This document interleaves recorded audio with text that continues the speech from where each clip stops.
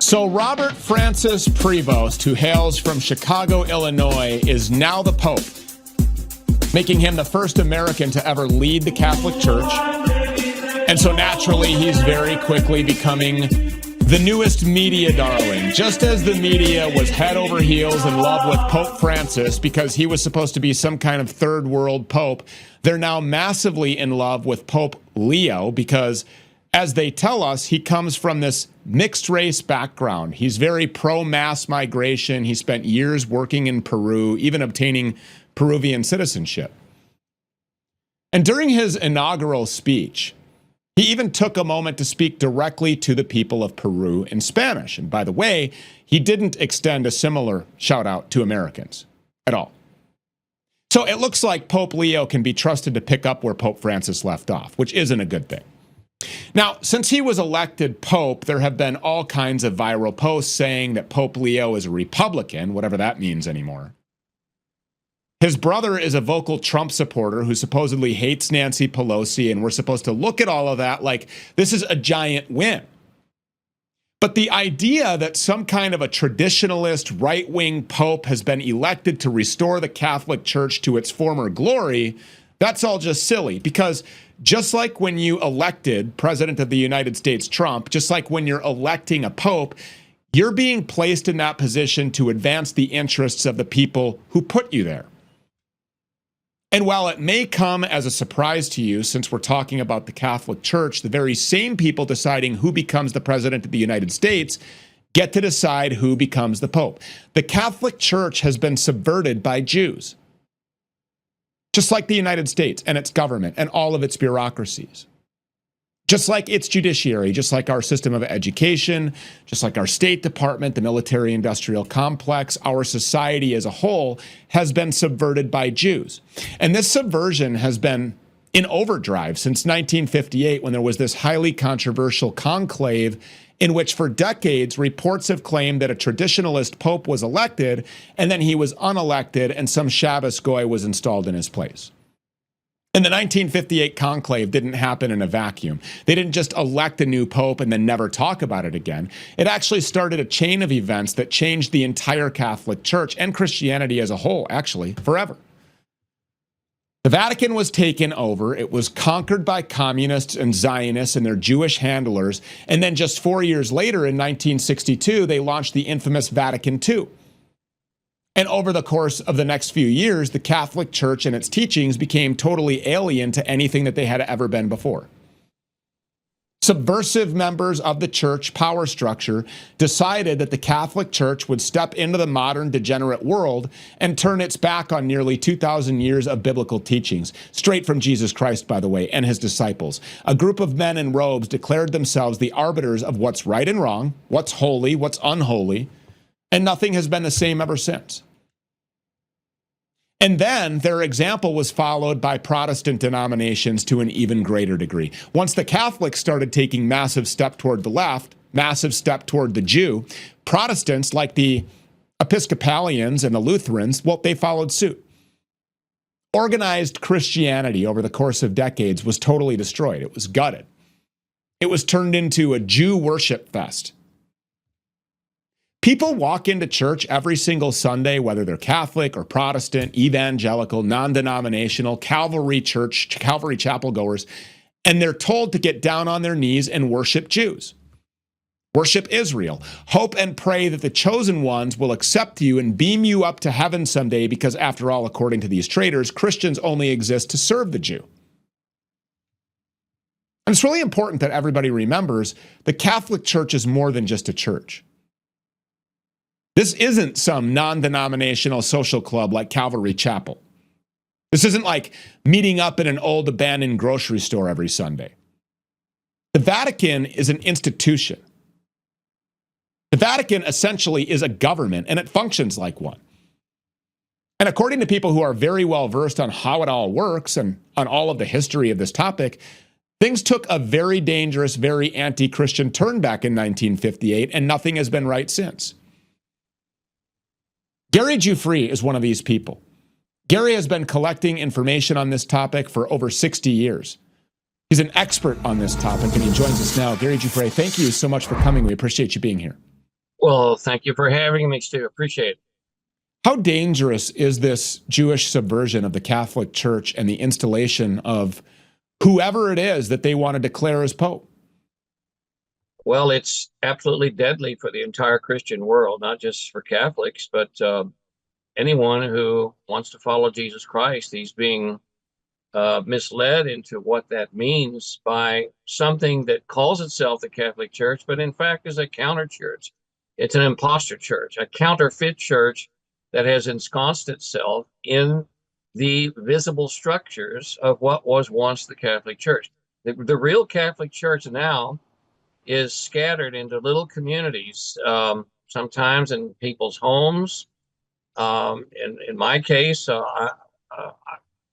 my fellow Catholic friends and I near Houston were able to purchase a Catholic church that had been put up for sale, and we had to go through a third party. But we've been there now 50 years, and we've been assisted by almost 60 different senior Catholic priests who agreed with us that something very fundamentally wrong has occurred at the very top of the church's structures. Otherwise, the traditional church's doctrine, worship, and practice would not have been thrown overboard as it was at Vatican II. But we have to understand this is not the Catholic Church that's doing this.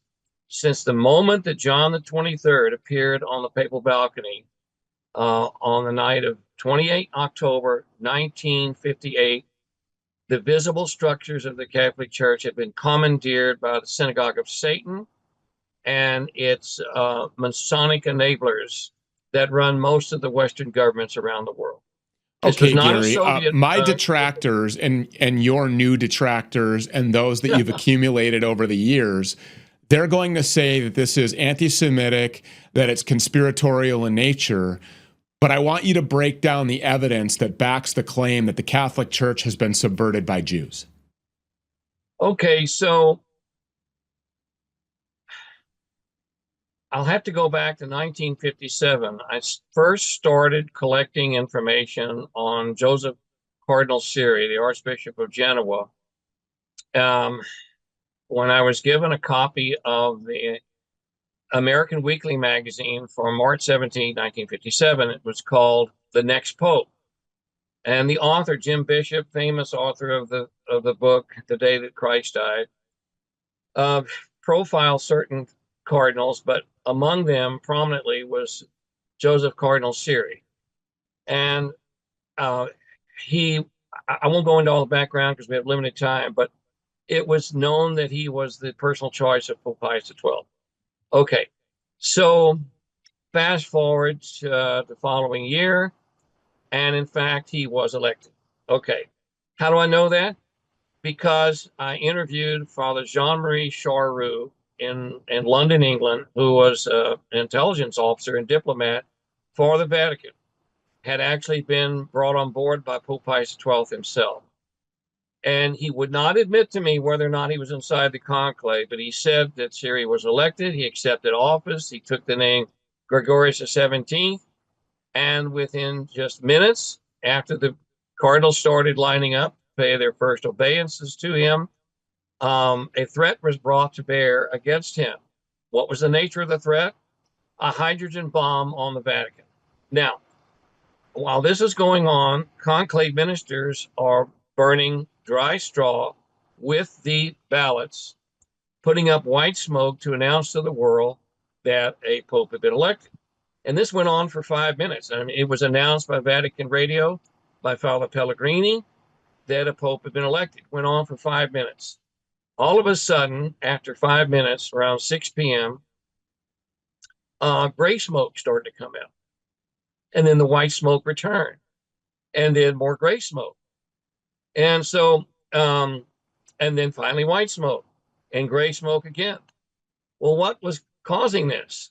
What Father Jean-Marie Charroux told me was that once the white smoke had been going up, a group of Masonic liberal cardinals came to the conclave ministers and ordered them to change the mixture in the stove from dry straw to wet straw, which creates dark smoke. And they refused to do it. So the cardinals themselves took over the stove, and they put in this mixture of wet straw. Well, the conclave ministers who were loyal to the newly elected pope did not let that stand, so they put in some dry straw, and the white smoke came up again. Then the liberal cardinals regained control of the stove, and there was a shoving match as a result. In fact, Father Charroux said it was practically a fist fight over the control of that stove. And the Vatican Radio was very confused. They didn't know what to make of this, and they said there is no explanation for these different colors. There must be some technical difficulty. However, the stove is so easy to operate, even a 12-year-old child could do it. So that didn't make any sense. And so it was only after 20 minutes, and the new pope and the cardinals had not come out onto the papal balcony.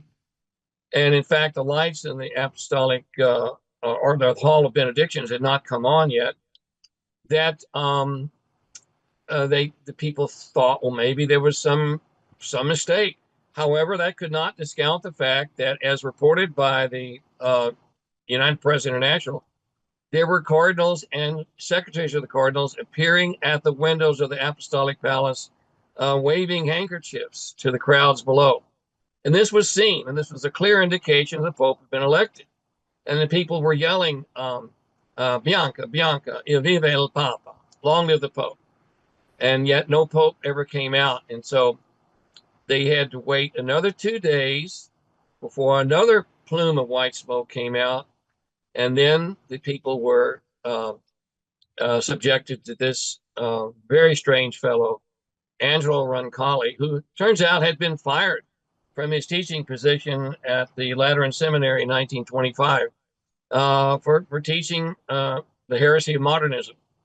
And so he was kicked upstairs, which was an old Vatican practice, and a very bad one, I think, to a diplomatic post to Bulgaria, where there weren't very many Catholics, and it was deemed he would not do much harm. But in fact, this man was initiated into the Masonic lodges of Istanbul. He later joined the Rosicrucians, another Masonic lodge, when he became papal nuncio to France in the 1940s. And their first choice, of course, was Giovanni Battista Montini, who was a member of the B'nai B'rith. This was revealed in the French periodical Bonum Certamen, The Good Fight, by Father Henri Moreau of Nancy, France, who I interviewed back in 1995. And he said, yeah, we have a photograph of him with the high-ranking officials of the B'nai B'rith with the insignia of the B'nai B'rith, which, of course, as your audience, I'm sure, knows, is the Masonic lodge whose membership is exclusively Jewish. And so he was one of them. Matter of fact, in the Jewish Spanish encyclopedia, it traces Montini's Jewish ancestry going back to his mother's line, the Agassi line, all the way to the Pier Leone Benedictus line, who were basically crypto-Jews. And so it's probable that Roncalli his predecessor was also one. But as Cardinal Heenan said, the primary purpose for electing Roncalli was so that he would name Montini as a cardinal, and that he would be elected at the next go around. And in fact, it was reported that Roncalli called up Montini, who was sent to Milan in exile by Pope Pius XII, when it was found out that he had given the names of the clandestine bishops that went into the Iron Curtain to serve the underground church. They were all identified by Stalin's henchmen, arrested and shot on the spot, or they were sent to Gulag. This was published in the book I'm sorry, in the periodical CC No No. I met the author of that article, Rai Danieli, who was a retired pilot for Alitalia Airlines. And so, anyway, Roncalli, of course, didn't just name Montini and leave everything up to him. Oh, no, immediately he started the wheels rolling to get Vatican II going. Something that they tried to get Pope Pius XII to do back in 1950. He refused. He knew exactly what it was all about. And so one of the things they wanted to do was to pass this declaration, Nostra Aetate, to exonerate the Jews from the guilt of deicide. And the Jews never liked that designation, but it was true. They killed the Son of God, and they plotted to do this. It's in the 11th chapter of St. John, from verses 47 to 53. It says that the chief priests and the Pharisees, after they learned that Lazarus had been risen from the dead by Christ, gathered a council and said, What do we do? For this man worketh many miracles. If we let him alone, all will believe him. Caiaphas, being the high priest, said to them, It is expedient that one man should die, than for the whole nation to perish. In other words, the Jewish nation. And so from that day, therefore, they devised to put him to death. And prior to putting him to death, it says in Matthew 27:25, when Pilate tried to let Jesus go, they said, May his blood be upon us and on our children. And they said, Crucify him. And so Pilate said to the Jewish mob, What shall I do with Jesus, your king? And they said, We have no king but Caesar. All right, that's in John 19:15. Okay, so in his 15-volume set of books, The Liturgical Year, the Catholic biblical scholar Dom Prosper Guaranje commented that at this precise moment, the Jewish religion no longer had any reason for existence. And why is that? Because God's covenant with Abraham was for the sole purpose of bringing the Savior into the world. And as St. John said in his gospel, that when he came into the world, his own received him not. And in fact, that very passage, matter of fact, that last gospel, actually it's John chapter 1, verse 11, was always recited in the traditional Mass of the Catholic Church. And Cardinal Bea, who was another crypto Jew, tried to get that passage taken out. And he talked to John the 23rd about that, Angelo Roncalli, and he just took out the whole gospel altogether. I was an acolyte at the time, and I thought, I knew this was an enemy operation because I had been tipped off in 1959 by some audio tapes of some speeches by Frederick Schwartz and William Strube with the Christian Anti-Communist Crusade, and also Myron C. Fagan with the Cinema Education Guild, that they were sending infiltrators into all the Christian churches, but particularly the Catholic Church. That's something that I really want to talk about. The Christian infiltrators, the Catholic Church, the information that you were given, and also Gary Giuffre, by the way, has been telling me, look, the information that I'm about to give you on today's broadcast, it's led to people being murdered. We'll be back with more from Gary. Stick around, 2 minutes.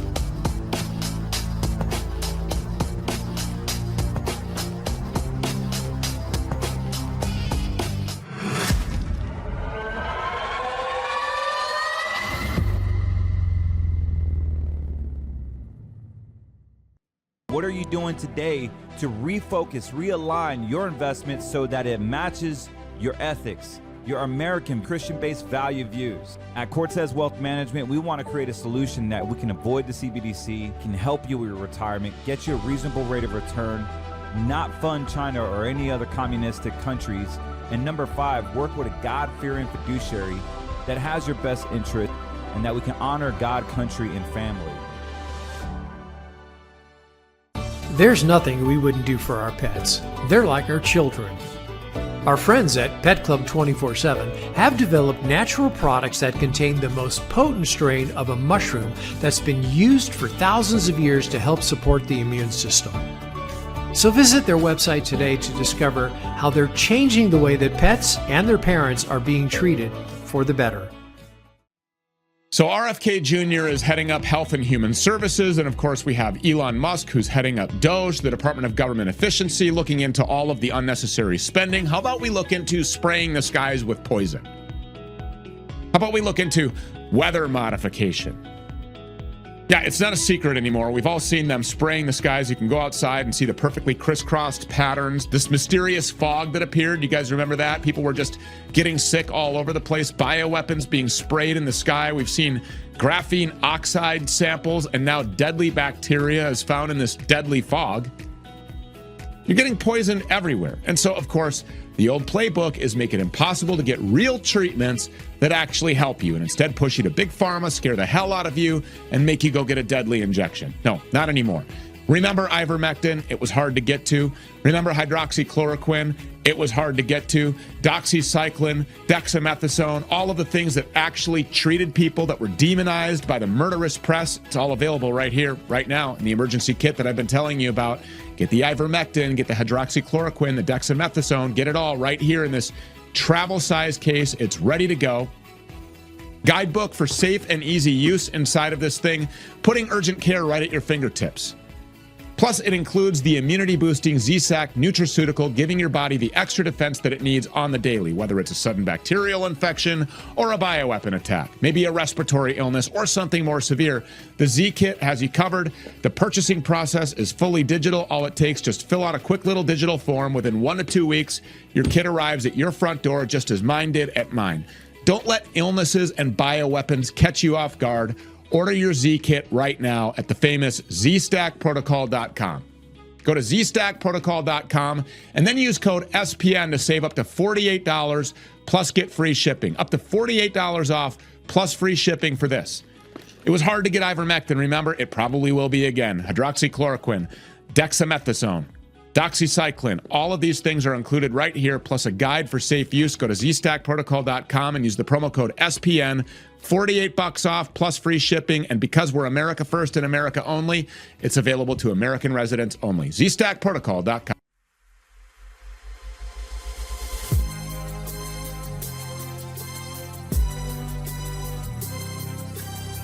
We're here with Gary Giuffre, who told me coming on to the program, look, there's people who have been murdered, who have been assassinated, who have been hunted down, unalived, and disappeared for the information that I'm about to give your audience.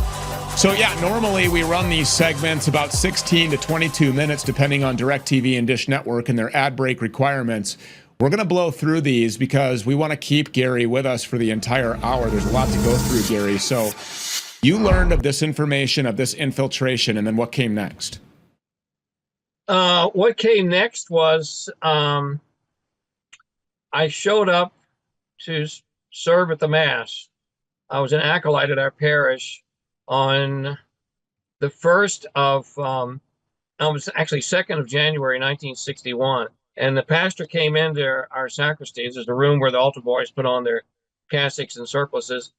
And he said, I just want to tell you that we're not going to say the second Confiteor, Miserator, or Indulgentium before communion. I said, what, you mean just today, Father? He said, no, from now on. I said, well, how can that be?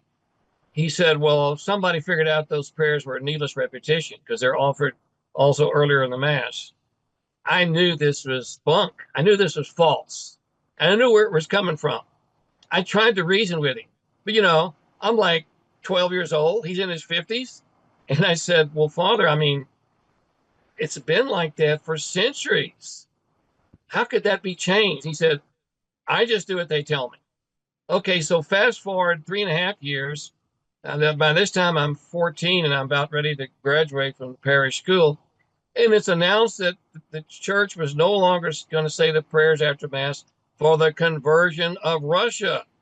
So I went back into the sacristy and I saw the pastor. I said, Father, was Russia converted last week? He said, oh, I know what you're getting at. I just do what they tell me. same old thing, same old put off. That was his fallback position. And that was the position of these pastors. Weak need, good for nothing. Sorry. And I'm sure I'm going to insult many Catholics, and I'm sure many Protestants by things that I would say on this webcast, but they simply caved. They capitulated. If I knew this as a 14-year-old kid, they should have known it, but they didn't do anything about it if they did. So in the meantime, what was going on in the background, John 23rd started his council, but he died just after the first session was over. They had 3 more sessions to go. And so there was an election held, and the globalists, the Freemasons, Judeo-Freemasons, I should say, were very concerned that Siri might be elected again.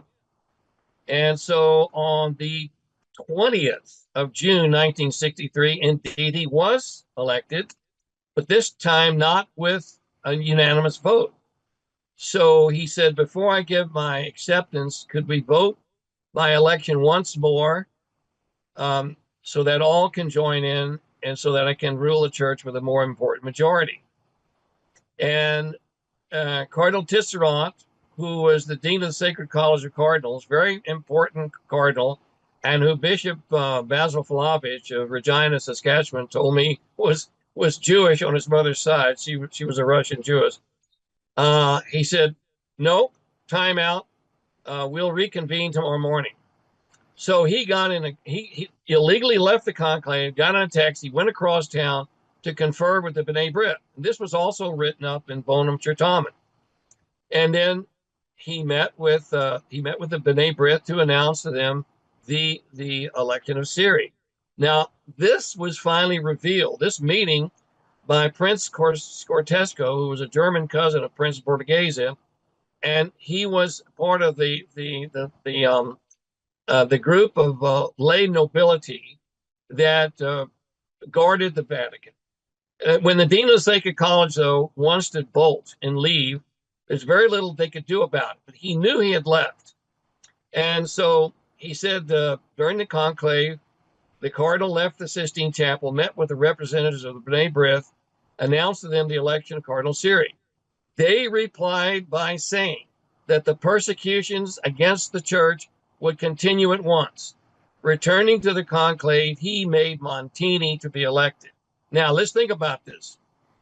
This had always been presumed to be some kind of resumption of persecution behind the Iron Curtain, which had gone on under Stalin.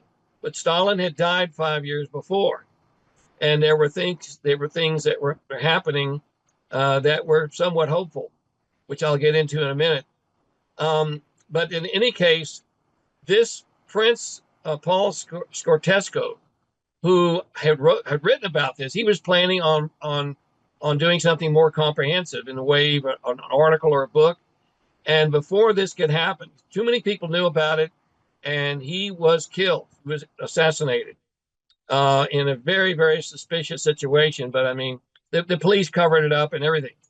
Okay, so Montini, the next day, on the 21st of June, 1963, came out on the balcony, and he resumed Vatican II and lived for 15 more years. And he was replaced by Albino Luciani, who I don't know if he was Jewish or not, but I do know that he sort of had second thoughts about what he was doing, because actually Siri was elected instead of him too. And he started telling his housekeeper, I am a usurper. I do not belong in this place. I'm going to go soon, and I'm going to be replaced by the foreigner. And his secretary, Father John McGee, asked him, who is this foreigner? And he said, he it was who sat directly across from me in the conclave. We're talking about the August 1978 conclave. And Father McGee said later on he had a chance to look up that seating arrangement, because he was dean, or he was master of ceremonies at St. Peter's Basilica. He had access to those records. Lo and behold, that was the seat where Karol Wojtyła was sitting.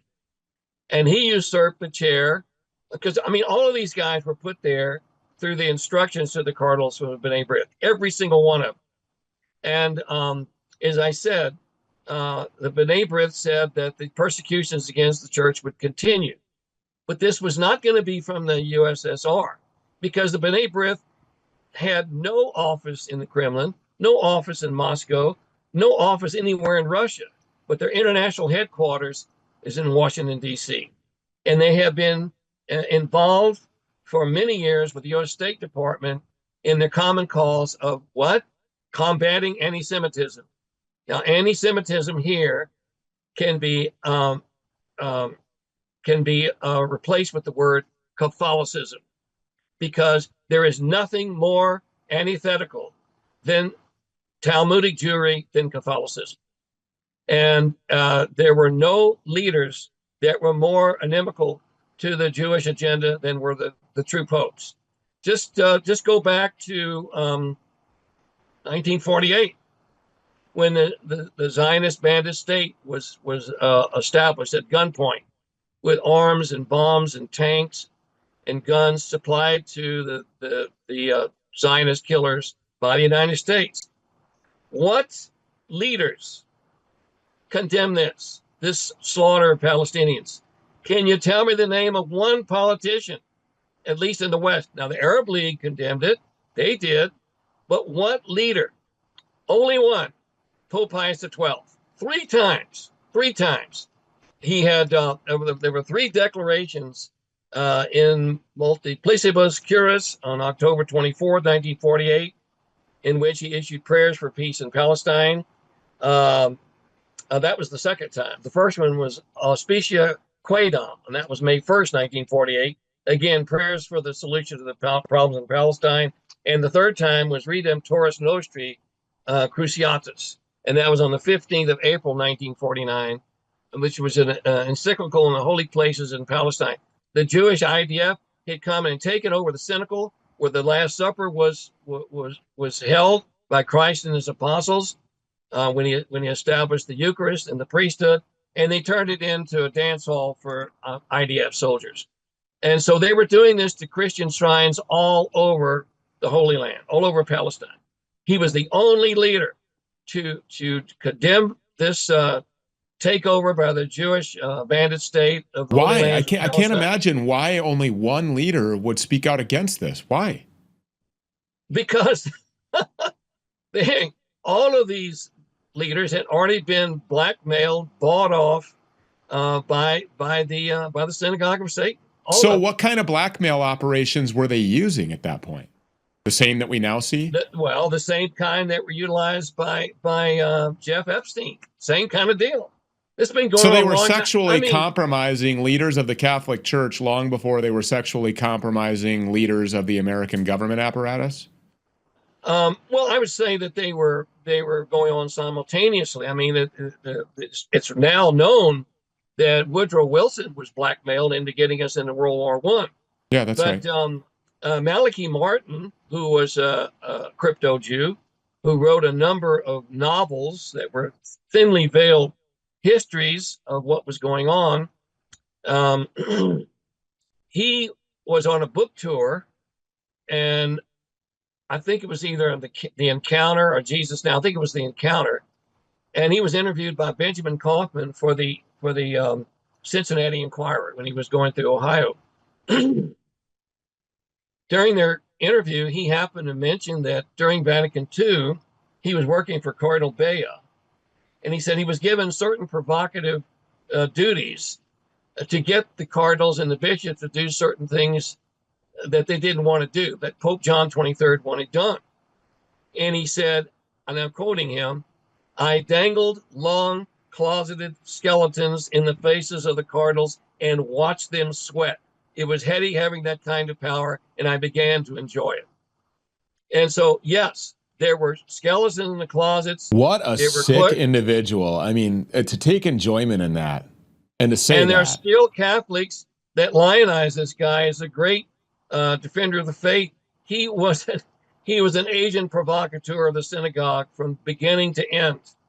I mean, I met his concubine, Kakia Lavanos. There's a picture of their common headstone on their common grave all over cyberspace with Martin, a priest, for goodness sakes, and his mistress with their names carved into the same headstone. This is you can find it on the internet. So, I mean, these people are laughing at us even in the grave. So, but I met those people. I spent several days talking with Martin. I was asked to go and see him by a bishop. I mean, Stu, I've been at this for a very long time, long time. And I got a threatening letter from Martin, written in longhand. He told me if I didn't drop this investigation, I would incur a terrible chastisement. He told me that. And what does that look like, Gary? What would a terrible chastisement be like that? Well, I don't know. Maybe you just one day wake up a little bit dead. I mean, I would go see people like, for instance, Henri Moreau, Father Moreau, editor-in-chief of Bonum Tertam. He's the guy that had the photographs. They were actually newspaper clippings from the United States, Jewish newspapers published in New York, hailing the election of Montini, and it's showing that he was one of them, wearing his insignia of the B'nai B'rith. And I went to see him in '95, and he said, "I've got the picture," but he says it's under a pile of papers in my office. Look, he said, "Give me a couple of weeks. I'll go over there. I'll go in there. I'll find it. I'll send it to you." Okay. 2 weeks later, I got a letter from his cousin, who was his housekeeper, said, Father Moreau is dead. And then I found out a month later that his cousin was dead. I have been to see so many bishops to talk to them about this. And always they end up a little bit dead after I talk to them. And I mean, I've been on, I don't know, 8, 9, 10 overseas trips to Europe, South America. I've been all over the US, Canada.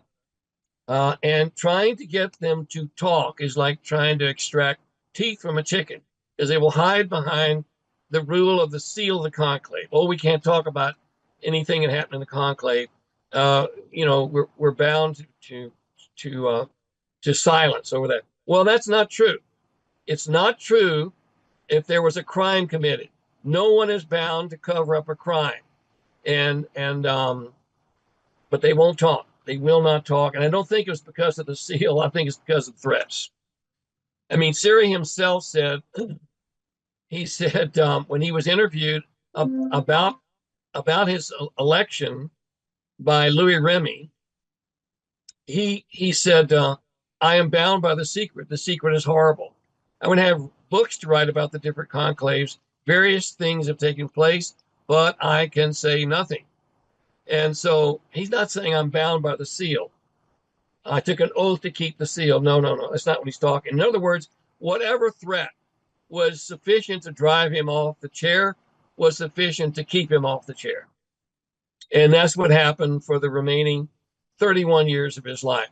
And, Catholics believe that the Mother of God appeared in La Salette, Fatima, and La Salette, France, and Fatima, Portugal, in 1846 and 1917, respectively, both times warning that the Holy Father will have much to suffer, because for a time the church shall yield to a frightful persecution.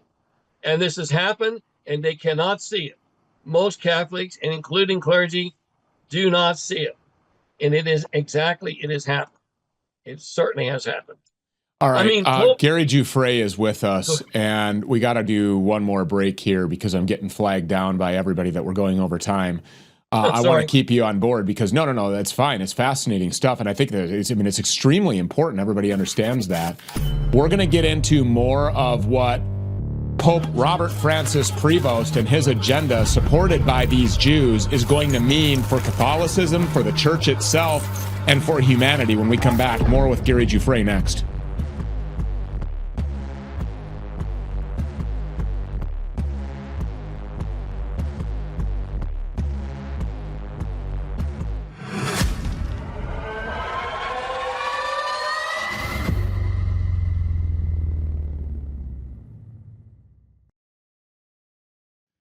Do you ever feel like your body's stress switch is permanently locked in the on position? Like you just can't turn your brain off at night, you can't stop thinking, you lie awake, you toss and you turn?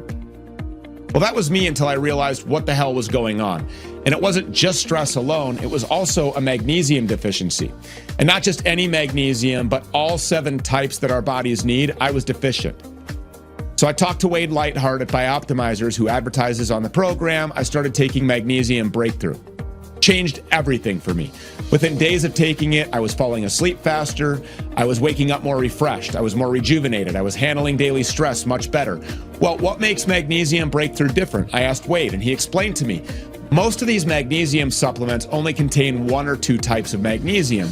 Magnesium Breakthrough delivers all 7 forms that your body needs in 1 capsule to balance your stress response, to support your sleep quality.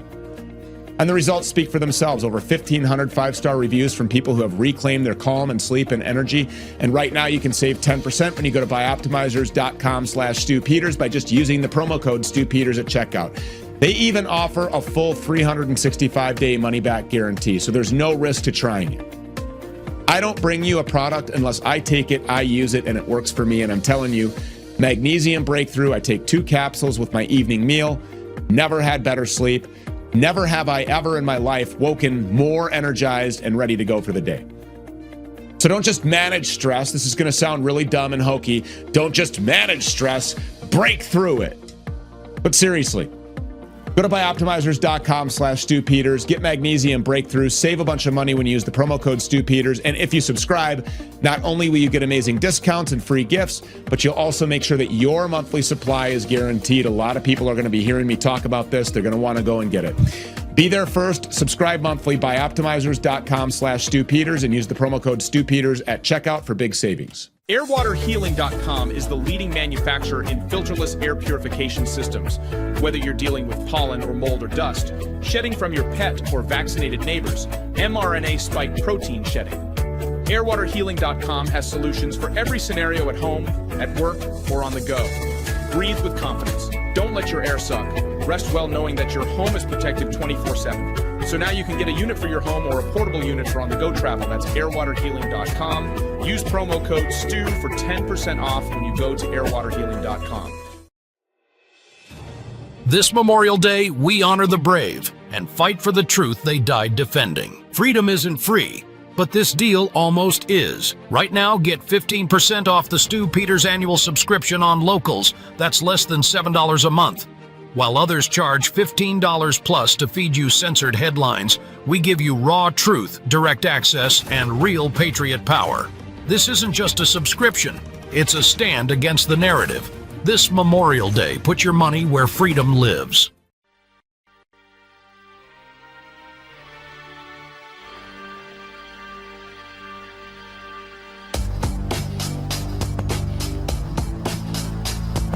It's just one of the most important, most consequential conversations that you'll have. What is the future of the Catholic Church? As we've discussed, this is not just some run-of-the-mill Calvary Chapel, which, by the way, is also growing in its power and influence.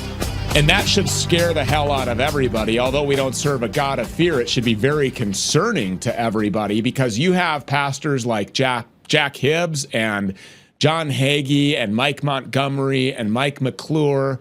Of course, you have this fake pastor, Greg Locke, that stands on stage in front of the Star of Remphan, yelling to his congregation in this tent church that it's time to just blow Gaza off the map, level it, turn it to glass, kill them all. You have other Jews like this Gary guy that wears the 666 hat. He was recently on this program. He's Myron Gaines's handler or manager, whatever. Also Dom Lucre's manager, I guess, or handler, whatever the case might be. Very dangerous. People with big platforms like that are saying these things, and then so-called Christians are cheering it on. Now, to our white audience, obviously everybody knows that there's nobody that's more pro-white than I am. Staunchly pro-white. I think that our country should be for whites. But that's not what you're hearing. at these churches. And in addition to that, no matter how pro-white you actually are, your country would be pro-white if we would stop bombing the hell out of these people in their native lands, in their homelands. For example, the Palestinians, who have rightfully belonged there, who have called this their homeland for 5,000 years, since the days of Christ. But they've never left. Despite being rocketed and barraged with bombs and shot and killed and cut to pieces and watching their kids get snatched up to have their organs harvested or sold off into sex slavery, or watching their wives get raped, never knowing what they're coming home to, whether it's going to be a pile of rubble, or if the water's going to be on, or if the electricity is going to be on. If you yourself actually call yourself a Christian and you're standing in Greg Locke's church and you're cheering on leveling, completely obliterating, decimating all of Gaza, which is a very small, very densely populated area whose population just happens to be 75% under the age of 25, 50% under the age of 15, you're supporting bombing, obliterating, unaliving, ending the lives of, ripping to pieces children. That just doesn't sound very Christian to me. That just doesn't sound like something that Jesus Christ would want for his people. But that's the direction that we're heading in. This becomes very dangerous for humanity.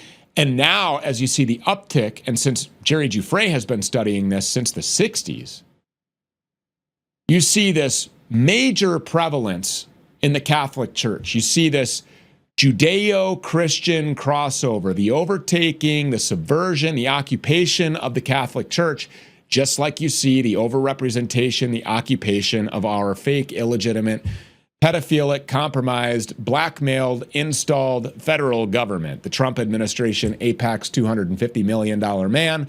God only knows what else they have on him. We know that they own all of his notes, all of his real estate investment loans.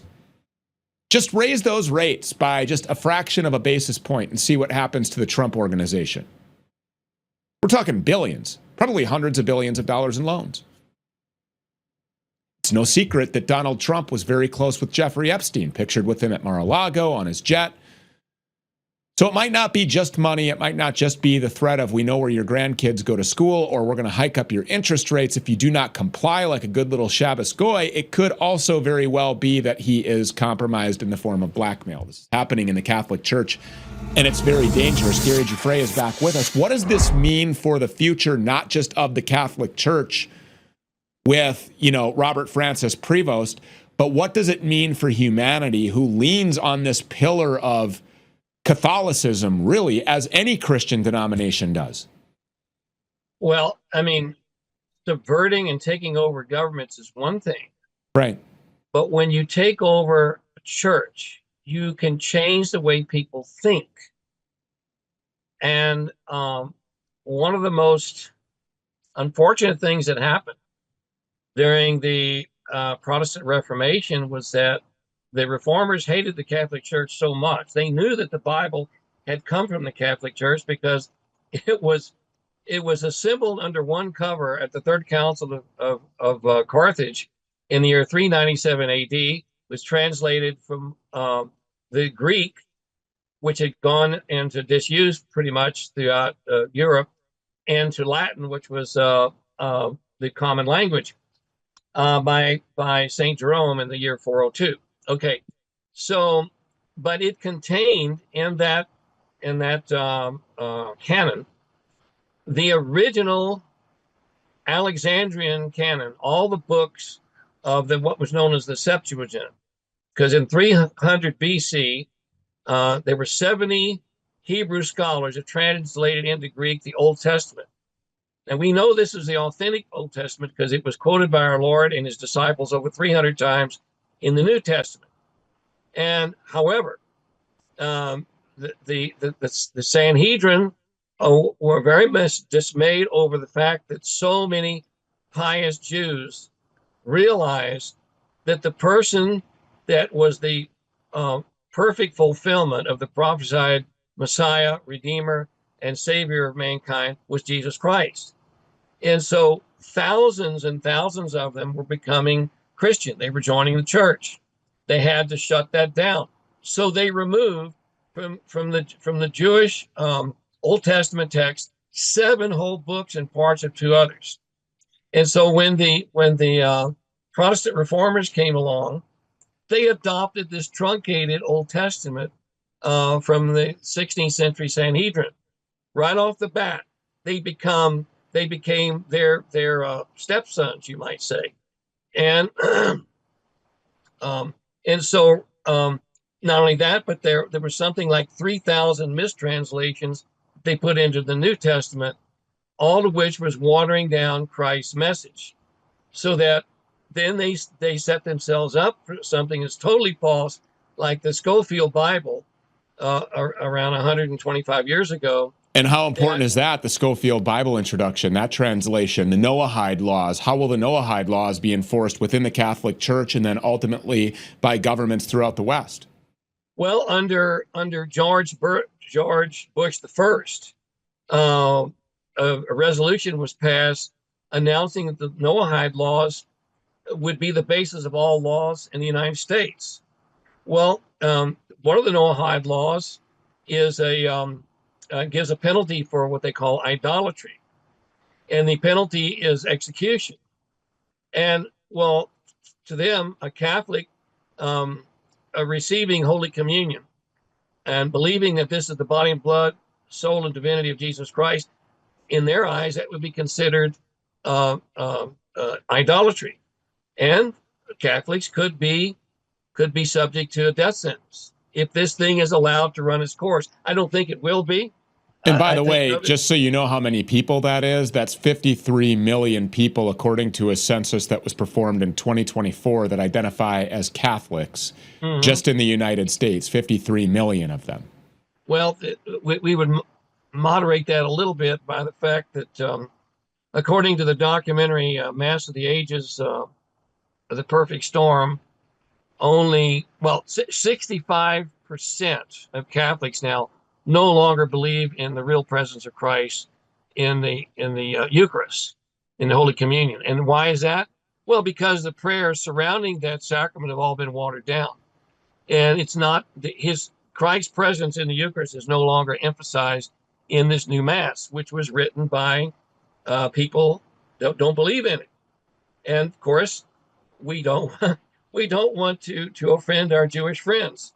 That's the first thing out of Prevost' mouth when he gave his speech. I guess the day after the conclave, he wants to continue having improved relations with the Jewish community. Well, I want to know, how does a Christian have good relations with the synagogue when their main book of faith says that Jesus Christ is a boiling in a pit of excrement for all eternity? How do you have dialogue? Yeah, and that Mary was there's semen in there as well, that he's cast farthest away, suffering eternally. Yeah. And on top of that, how do you have a good relationship with somebody who believes that they were chosen by God to rule over and enslave and has the right to kill you and rape your children? Exactly. So these people have to be committed Zionists. They had to be cord-carrying Zionists before they ever got there. And I don't know that much about Prevost's family background, but I suspect there's probably he's of Hebraic origin, because it's all over cyberspace. Bergoglio's family was Jewish. Francis I, Ratzinger, Benedict the 16th, he was Jewish. Karol Wojtyła, John Paul II, he was Jewish. Giovanni Battista Montini, also Jewish. And I think before the investigation is done, we'll find out that Roncalli, possibly Luciani, but they got rid of him in 34 days, were also Jewish. And then you have like world leaders throughout the West. Claudia Sheinbaum, speaking of Catholicism, Mexican president. Mexico, I don't know the population of Catholics in Mexico, but it's a predominantly Catholic country. Right. How are they properly represented by a Jewess? You know, well, and then in Ukraine, you have Volodymyr Zelensky. I mean, Jews are being installed as so-called world leaders all over the West. Well, yeah, that's you mentioned Ukraine is a perfect example. Overwhelmingly a Christian nation, both Ukrainian Catholics and Ukrainian Orthodox, overwhelmingly Christian. Okay, so Victoria Nuland, real name Noodleman, Jewish Assistant Secretary of State, she basically shoehorned into head of state into that position Arkady Yatsenyuk, who was a Jewish a lawyer and trader on Wall Street. Okay, and then after that, then they brought in Pietro Poroshenko, a Jewish chocolate mogul, and then when he became very unpopular, they brought in this porno comedian Volodymyr Zelensky, also Jewish. How is it that these Ukrainian people are allowing? How is it that they're allowing the United States to put a succession of Jewish heads of state over that country? That is what that has brought Ukraine to total wreck and ruin. I don't understand it. I don't understand it. Well, I mean, I think I have a pretty good understanding of what it is that's going on here. We only have a couple of minutes left. What are your predictions for the Catholic Church under this Pope Prevost? Well, one of my sources at Rome told me that he himself has got so many skeletons in his closet that cannot be completely kept under wraps, that he may be obliged to resign fairly soon. So I don't know. There's a possible resignation. What about your predictions for the Catholic Church, no matter who's installed as the Pope, who, by the way, as you mentioned before we went live here, is no more the Pope than you are? Right. Well, a couple of things. In the Apocalypse, it talks about a 7-headed Hydra beast, and Prevost is number 7. Now, there's some people that say in a certain reading of that indicates it'll be an 8th, and there could be, but 7 is the number of perfection in scriptures, in this case the perfection of evil.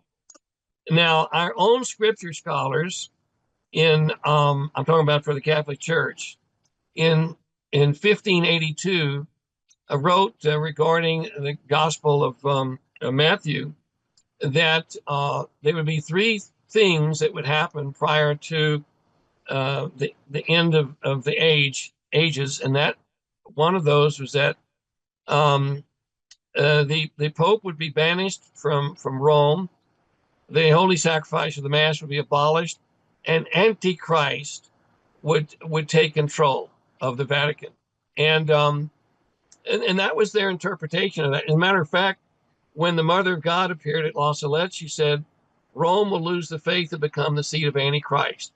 Where's all this headed?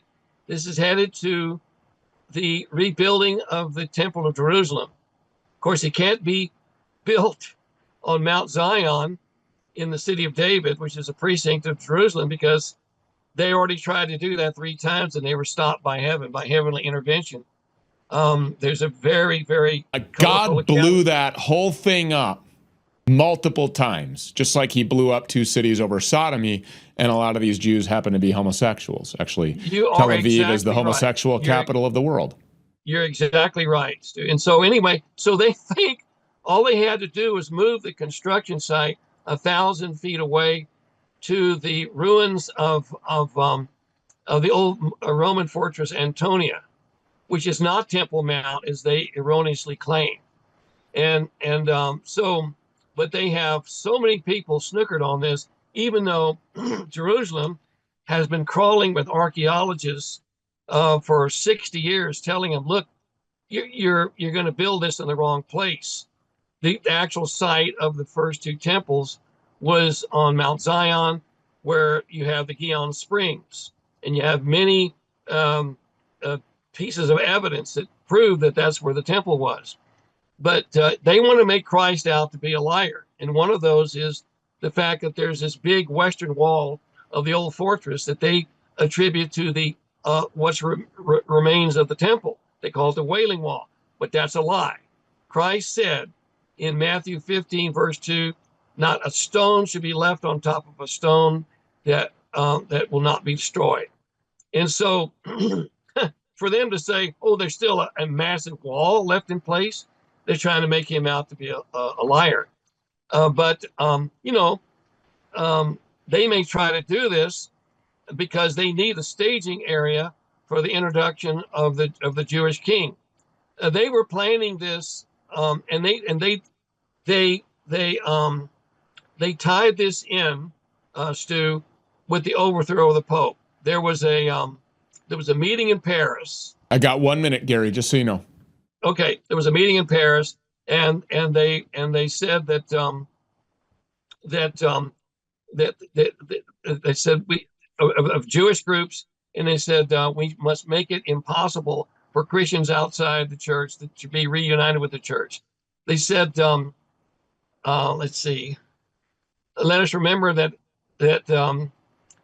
as long as there remain active enemies of the church, we may hope to become masters of the world. Let us remember always that the future Jewish king will never reign in the world before the Pope in Rome is dethroned, as well as all the other reigning monarchs of Gentiles upon the earth.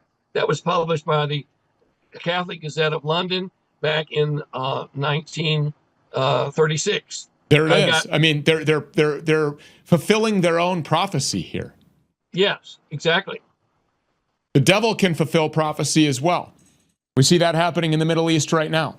We see humans, we see man trying to fulfill what they believe is the misguided, misdirected, Scofield Bible perverted version of God's prophecy, which is to burn everything down, light some heifers on fire, play in their ashes a little bit, build the temple, and usher in the Antichrist.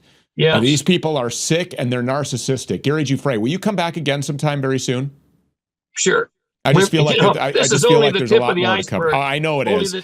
I know it is. And we could sit down. I could fly you in, actually. We could sit down for hours and talk about all this. It's a very, very, very important conversation. I need to give you your final clue of the week for Name That Jew.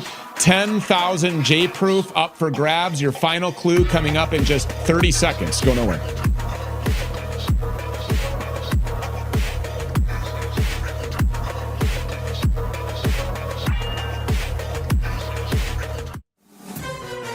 Alrighty, let's see what we have here. There's a Jew there. There's another Jew there. Oh, there's Zion Don, big crypto Jew there. Heard he converted, actually. It's time for Name That Jew, your final clue of the week. We will go live tomorrow so that you can guess in the chat for your shot to grab 10,000 free J-proof. So what are the first clues that we gave? On Tuesday, we gave Monday's clue. See, we got a little bit behind here. The first clue was that this Jew is a homosexual. That didn't narrow it down a lot. I admit, that didn't narrow it down. A lot of gay Jews out there. There are a lot of pillow biters and Hershey highway riders, sodomy lovers. There's a lot of sodomites in the Jewish class of the synagogue of Satan. So that didn't narrow it down a whole lot. The second was that he looked like a rat. A lot of guesses came in on that one on X. We had Tony Fauci. We had a bunch of other rat-looking demons. Tony Fauci, by the way, is incorrect. And also, I should mention, in Name That Jew, these can be historical Jews. These can be dead Jews. These could be Jews that are alive right now. So we're going to try to make it, we're going to put your JQ knowledge to the test here. So this is a Jew that is gay and also a Jew that looks like a rat. The third clue was that this Jew wanted to delete God.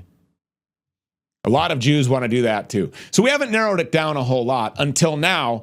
This Jew is also a transhumanist. There we go. So we have a homosexual Jew that loves sodomy. We have this homosexual Jew that loves sodomy that also looks like a rat who wants to delete God and is a transhumanist. Those kind of go hand in hand, the last two. Good luck. 10,000 J-proof up for grabs tomorrow, 11 a.m. Central, 12 noon Eastern, as we go live. Name That Jew. Good luck.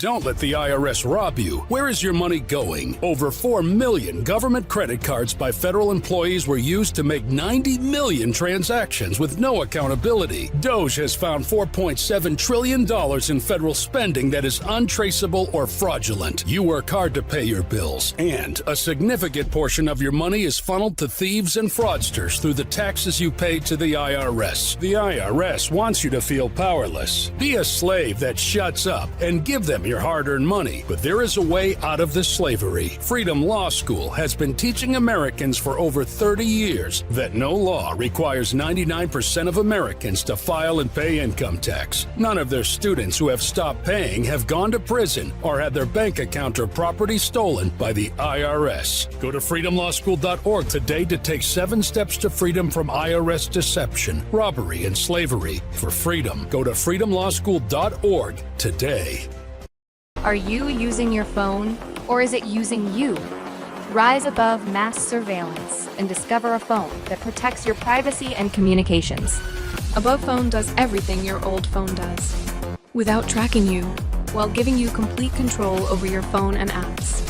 We are better than big tech. It works with any cell service. No forced logins, no advertising or tracking. Download apps privately. Control your phone and its apps with secure hardware. Introducing Above Suite.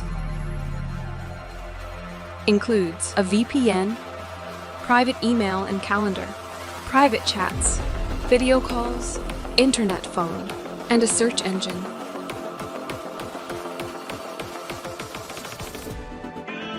Don't worry if you're new. Every phone includes a free 45-minute live call. You also get free email and chat support, free guides and video courses.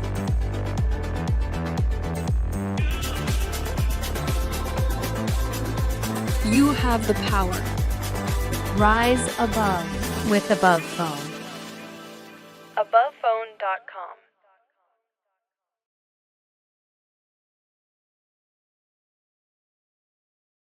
As Christians in a Christian country, we have a right to be, at minimum, agnostic about the leadership being all Jewishly occupied. We literally should be at war with fucking Israel 100 times over, and instead we're just sending them money, and it's fucking craziness. Look at the state of Israel, look at the state of Tel Aviv, and look at the state of Philadelphia. You tell me where this money's going. You tell me who's benefiting from this. I am prepared to die in the battle, fighting this monstrosity that would wish to enslave me and my family and steal away any rights to my property and to take away my God. Go fuck yourself. Will I submit to that? And if you've got a foreign state, you've got dual citizens in your government, who do you think they're supporting? God, right now, would you protect the nation of Israel and protect those of us, not just our church, but every church in the world and in this nation that's willing to put their neck on the line and say, we stand with them. You can look at Trump's cabinet, you look at Biden's cabinet, it's full of Jews.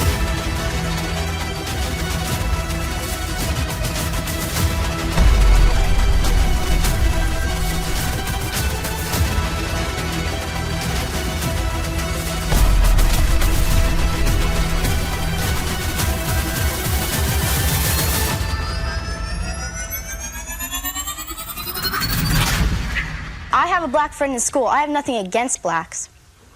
She has nothing against me. She understands where I'm coming from. Excuse me, I'm a Jew, and I just like to say that, you know, in our Bible it says that you're like animals. The Jews crucified our God.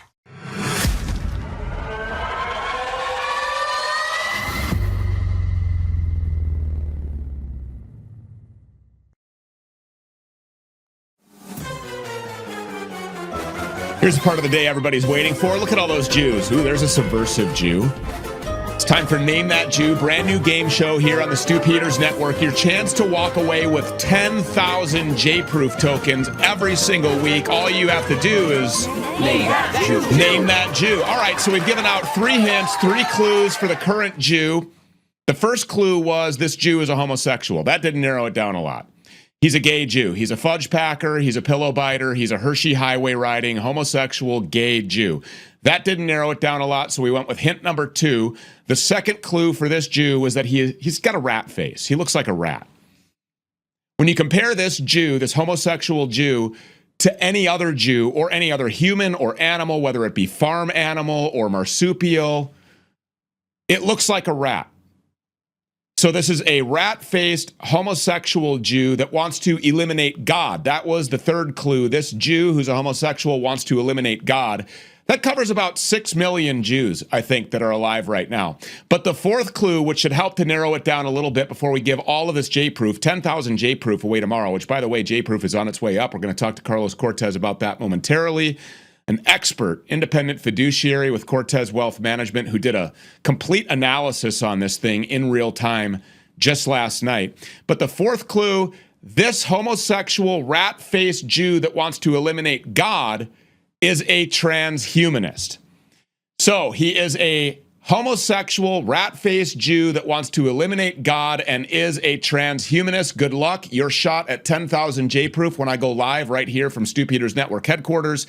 Friday at 11 a.m. Central, 12 noon Eastern, 10,000 J-Proof up for grabs.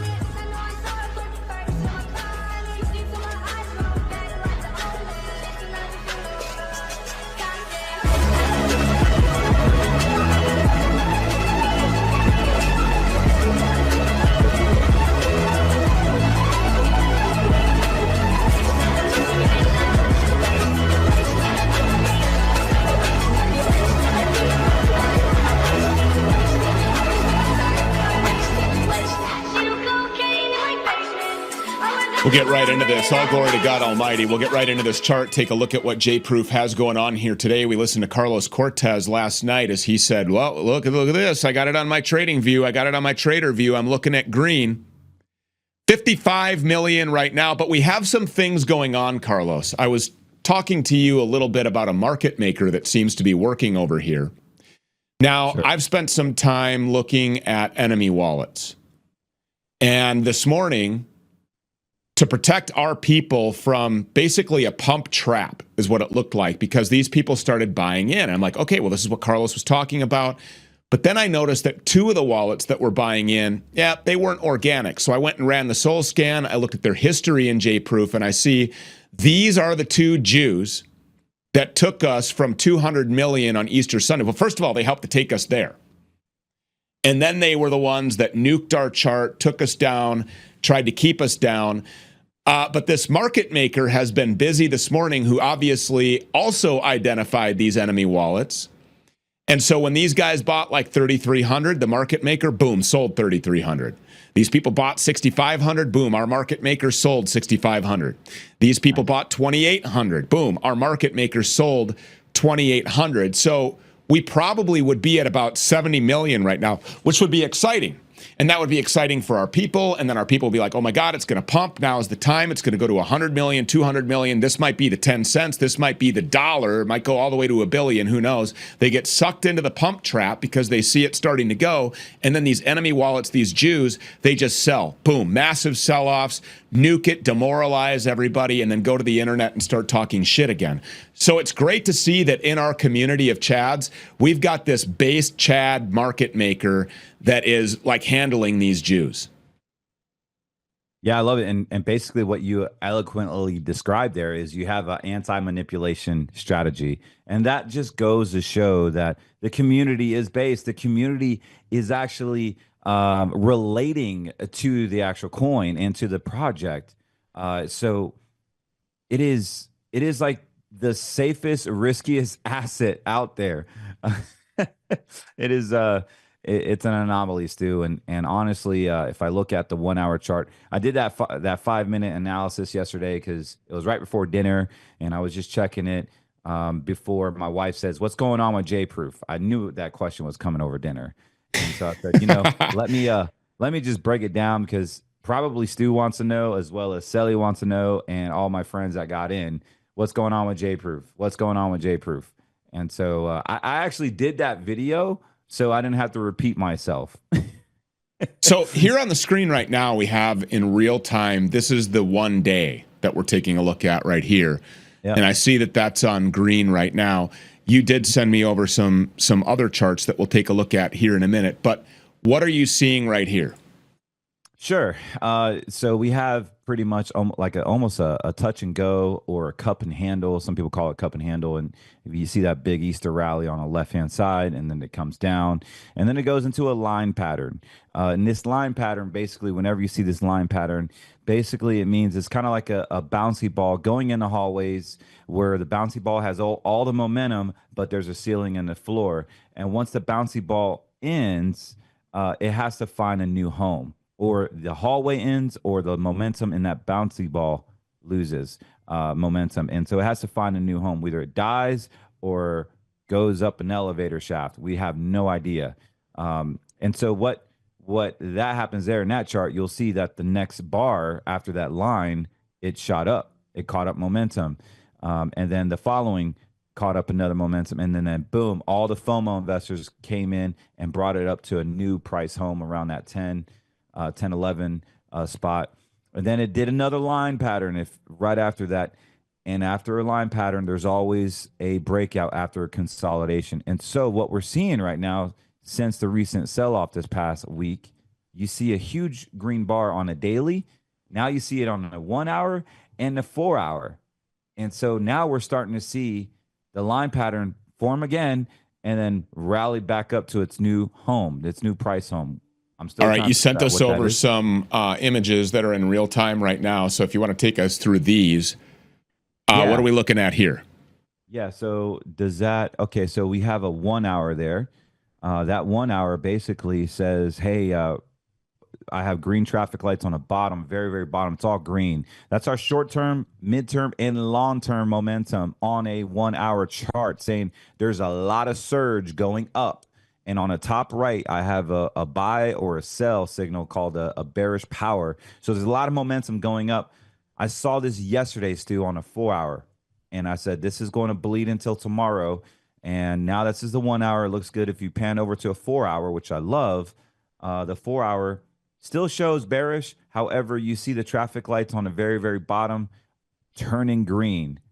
And you'll see that purple box on the top of your screen.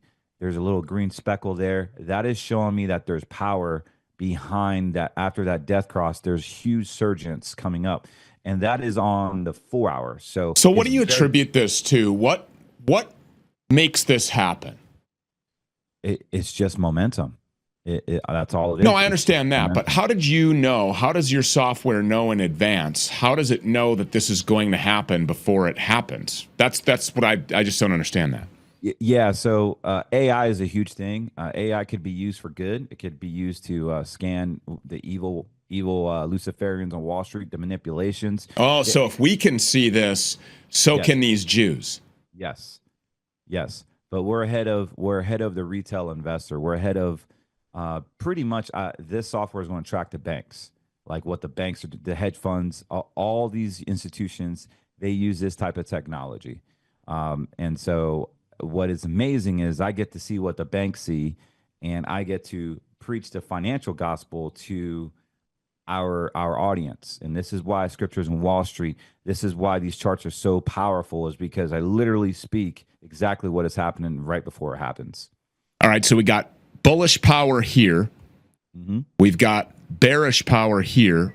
And this one you're thinking has to catch up. Is that what you're saying? But you're seeing that this little green squiggle right here. Yep. And then you sent us this as well. What are we looking at? Yeah, so the latter one, the last one says bearish because that's the daily. The daily is really, really a lagging one.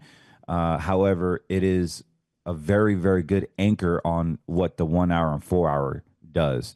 So as long as I can get the daily to turn bullish and green, and even a speckle is huge because J-Proof doesn't have a lot of history, right? So I'm only going off of less than a month since his exception. Yeah, about 30 days. Yeah, so I don't have a good daily chart on it. I barely have a good 4 hour and a 1 hour because what it does, this technology, it scans its previous behavior on all these indicators, 1,000 different simulations. And it gives me the ability to, I don't have to study chart patterns. I don't have to study anything. It basically dumbs it down where I can use my knowledge and my experience to use this as a gauge of what's So I'm looking down here at the very bottom, and I'm seeing, is this the green speck that you're talking about right here? Yeah.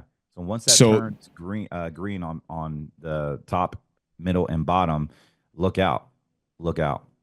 And this was red just yesterday, and it has been for quite some time, 4 or 5 days. That's been red. Yeah. So it knows that momentum is about to come and that this thing is about to go up. If our enemies knew that, and then they started to get in, and then our market maker is taking advantage of that knowledge, that wisdom that he or she has, and is basically mano a mano, just snipers going back and forth at one another. It really is fun to watch. It's awesome to see. So now's the time. This is exactly what you said was going to happen. Yeah. I did a video yesterday. Thanks for the post. And I just enjoy doing this. I mean, it's amazing to see. It's amazing to be a part of, and we're actually helping people create wealth. This is not like any other meme coin, is it? No, it's not.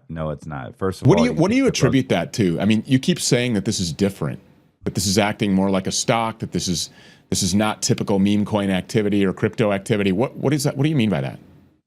Because people are so emotionally based too when it comes to their money. If you study like behavioral finance, people spend money on how they behave. People spend money on just Google, like Googling before you walk into a store. You're Googling exactly the reviews, exactly if you can find it cheaper than walking into a store. It's the same concept with a project that you believe in.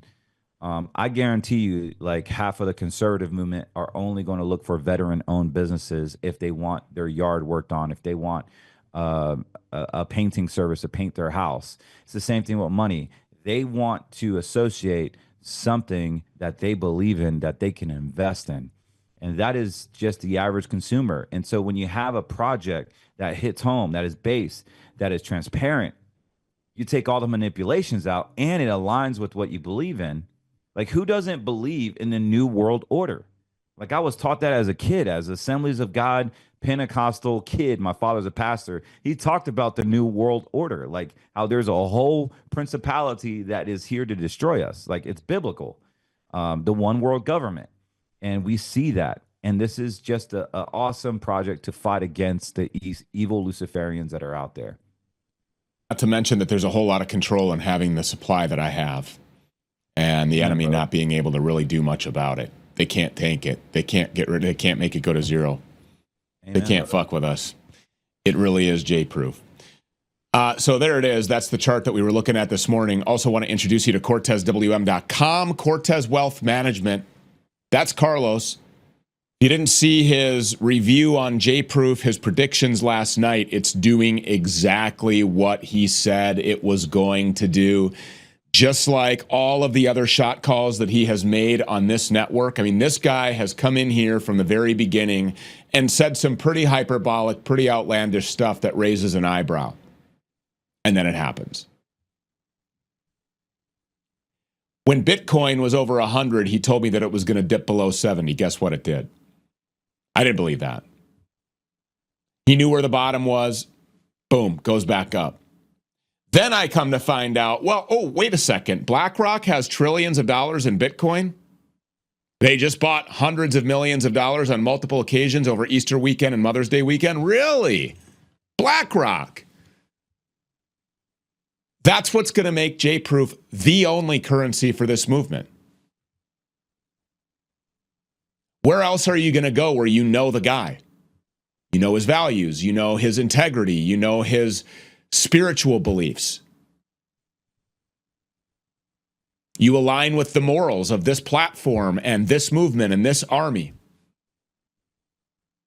Literally every other coin out there, every other meme coin is a rug pull. It's a Jewish scam. It's a rug pull. It's full of snipers. It's full of rug pulling criminal scammers. And this is the only one that's safe. This is the only one where I'm vowing to never sell a penny. That's what I like about dictators. That's what I like about monarchies and kingships, dictatorial situations. Because there's one guy to hold accountable. There's one guy to watch. You don't have to creep around. You don't have to guess from some anon dev and then learn your lesson by getting raped as he runs away with your bag. You don't have to guess. The guesswork is all done. I am the Führer. I am the dictator. I am never selling. There's a lot of other things that you can do with your money. I don't recommend taking your retirement and throwing it into J-Proof. And I know that Carlos Cortez does not agree with you pulling out your retirement and throwing it into J-Proof either. But if you have red risk money that you want to spend on something, J-Proof is it. This chart is solid. This chart is doing exactly what a movement-based, resentment-based utility is going to do. And then the community taking care of itself. The community just deciding, look, I see this happening. I see this Jew in here that's going to make some bad moves, so I'm going to negate that right now. And they're doing it. And thereby protecting all of the rest of our holders from getting lured into a pump trap.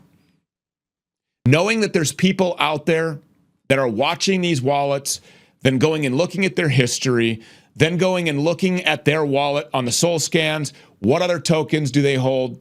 How much J-Proof do they have left? How much money they have left in other assets? Like all those things. Knowing that those people are out here in our movement, those are the watchmen for our army going out on patrol and making sure that we are protected. And then, of course, at the tip of the spear of that armor, you have me with 850 million of these things. They can't fuck with us as much as they want to. You can talk to Carlos Cortez about what else you want to spend your money on, what else you want to spend your time investing in. Just go to CortezWM.com. What's safe? What should I do for retirement? How much money should I allocate into red money, risk money? What does green money actually mean? All of those things. You can get all of those questions. You just call Carlos Cortez, 813-448-3446. Again, 813-448-3446. Call Carlos Cortez or just visit him online and make that appointment. Go to CortezWM.com. We'll be right back with more as the Stu Peters Show continues next. Don't go anywhere.